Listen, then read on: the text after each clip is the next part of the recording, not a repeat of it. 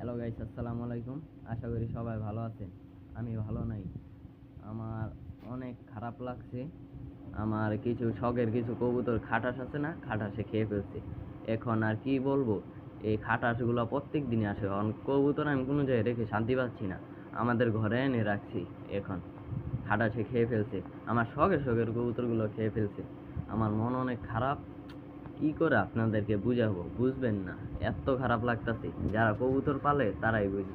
একবার যখন কবুতর পালা শুরু করব, তার মনে এরকম একটাই ঢুকে যাবে, তখন আর কোনো চিন্তাই মাথায় ঢুকবে না।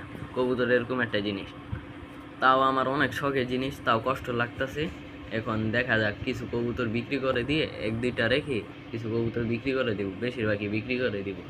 এখন মনে হয় ভিডিও কম পাবেন, মাঝে সাঝে দুই একটা পাইতে পারেন আর কি।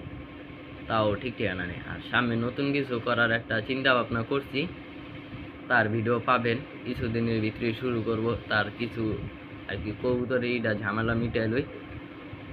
আর কি করে বুঝাবো, আমার এত খারাপ লাগছে এই কবুতরগুলোর লিগা, বুঝবেন না ভাই। এত খারাপ লাগতাছে, মনে করেন অনেক জ্বালাচ্ছে বাসায়, কিছু করে শান্তি পাচ্ছি না।